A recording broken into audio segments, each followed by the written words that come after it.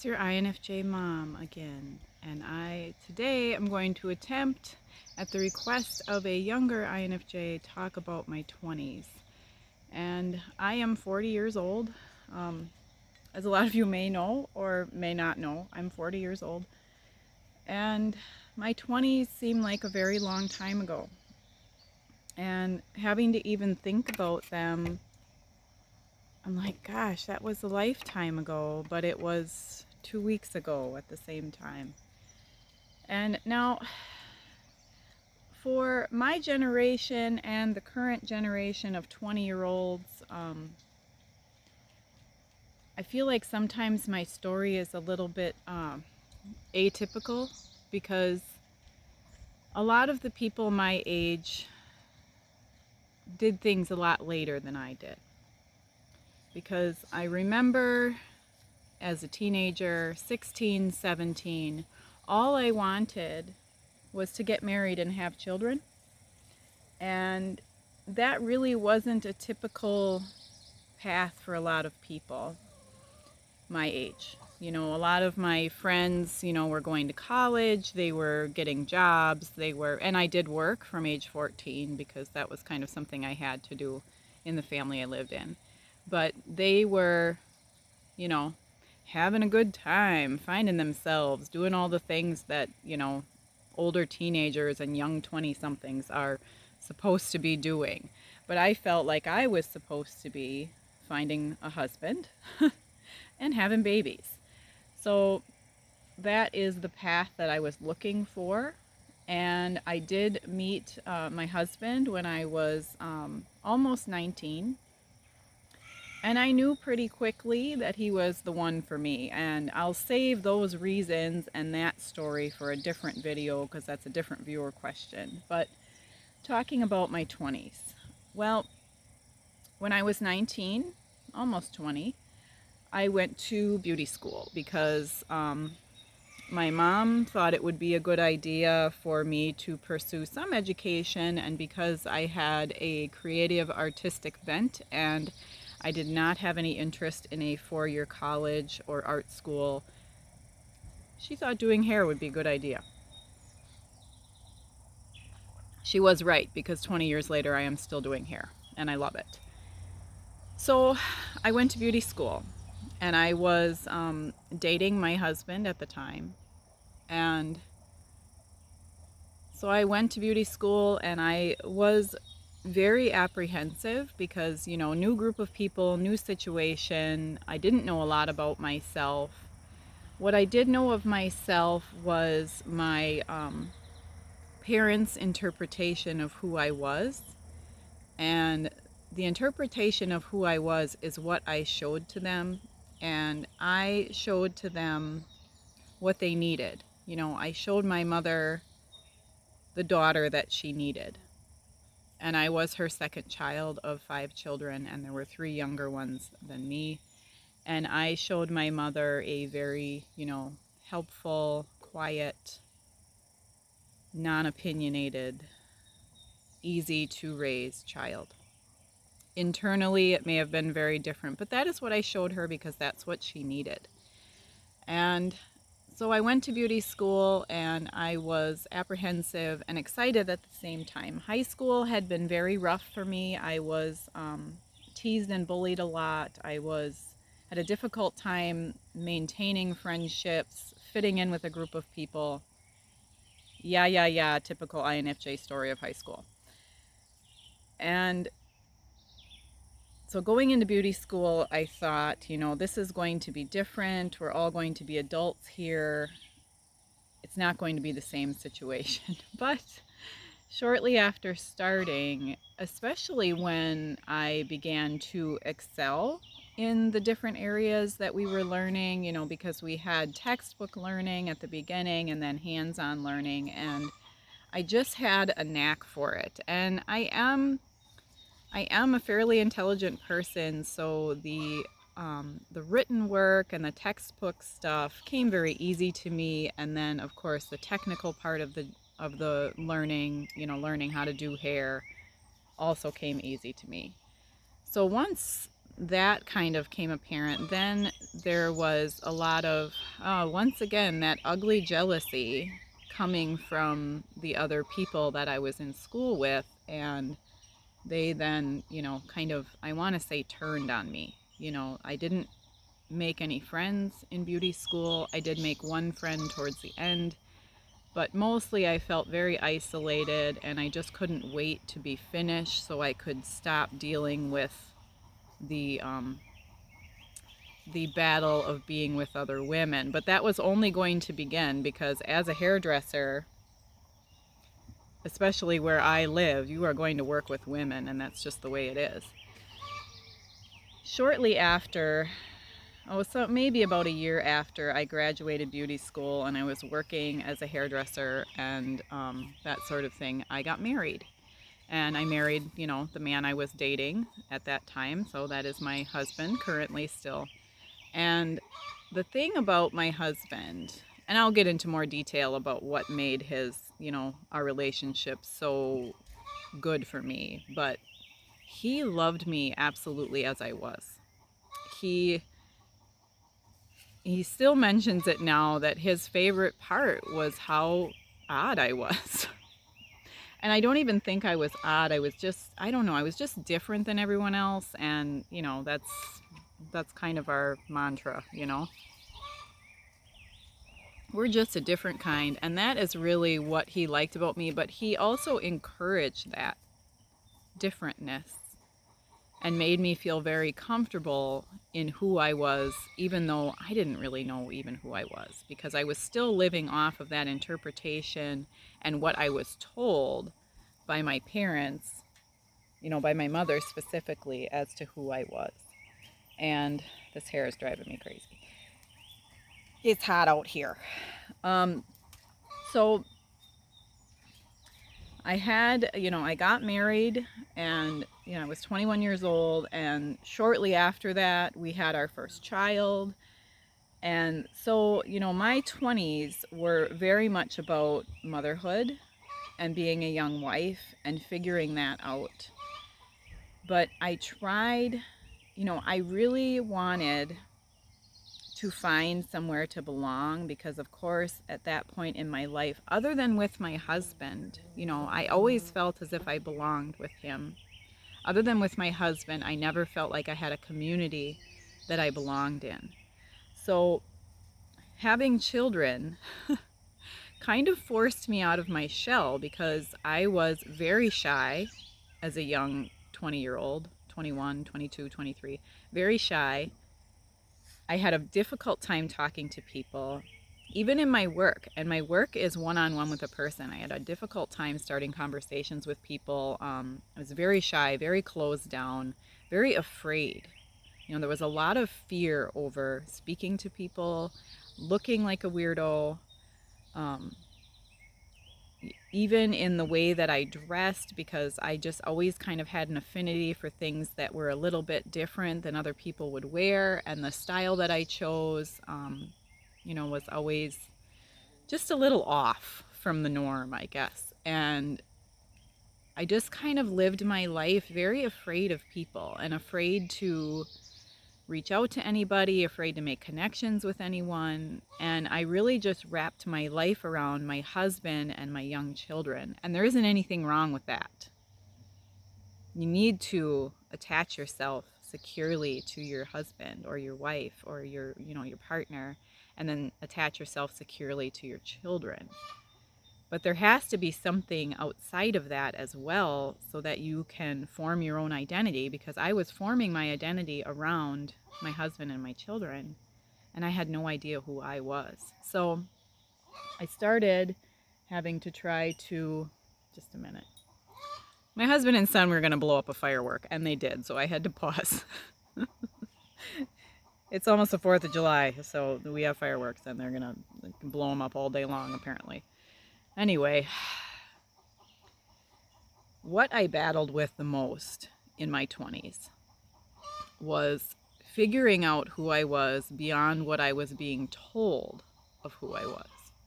Actually finding my identity in myself.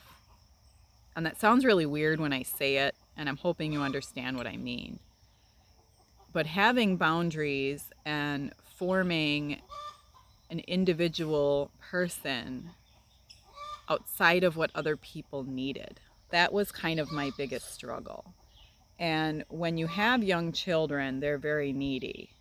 But, and Joy as a mom felt very good. I felt like I really truly understood love for the first time. Love for my husband because he was the father of my children and my partner in raising them.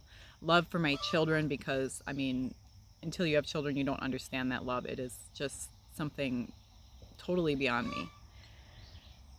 I was still in my 20s very much under the control of my mother. And I don't like to talk about her a lot because, of course, I have the fear that she'll watch this, but maybe she needs to.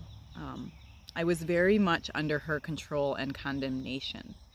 I really couldn't do anything right in her eyes for the most part.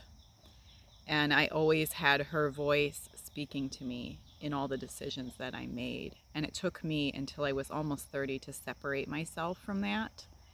And I had to learn to, make my own little family and my own little safe place aside from anything that was outside of that. And when we moved into the house that we live in right now, that we've lived in for the last 20 years, I was probably 20 years old. I immediately started planting flowers. We had flowers planted before we had grass because I needed to make myself a home, not just a house, a home, a safe place, a place for me, a sanctuary. I had to make myself a sanctuary. And I think for a lot of us that's really important. We need a place to be that is safe, that feels like home, that we can escape to from the world. And that's what I did, and that's what I started to do. So all of the things, especially when I show you the dime tours, all of these things, this is 20 years of me building a sanctuary for myself and for my family. Whether they need it or appreciate it or not, it is here. But I really struggled in my 20s trying to find a place to belong. I was very lonesome. I had no friends in my 20s until I started going to church, and that was probably in my mid-20s. And then I made friends there, but then it became the social obligation of trying to be this extroverted person that had, and I've discussed this many times, that had people over, that went to all these events, that did all these things, and those things just exhausted me. And of course I thought there was something wrong with me then, because I thought, isn't this what young mothers do? They get together with other young moms and they have, lunches and coffee and all of these things. And they all seemed so energized by it. And I would come home and cry because it was exhausting and I couldn't keep up. And I didn't feel like I belonged, and I still didn't feel like anyone accepted me. And if I really truly showed them who I was, that they wouldn't like me. That I could put on this pretty package on the outside, but internally I was so devastated about everything. And I had the constant condemnation in the back of my mind that everything I was doing was wrong. And so I ended up having 3 children by the time I was 27, and that was, the biggest, one of many of the biggest blessings of my life, because all I ever wanted was to have children and be a mother and be a wife and, serve my family, and I was able to do that. And I think, the really important thing that came out of my 20s, and my 30s were a lot better as far as identity, but I needed to learn who I was, not from the opinion of other people, not from the opinion of my mother, not from the opinion of my husband, not from the opinion of my friends or my pastor or anybody, but I needed to figure out who God said I was, who God created me to be, not a caricature of what other people think I should be, or even what I thought I should be.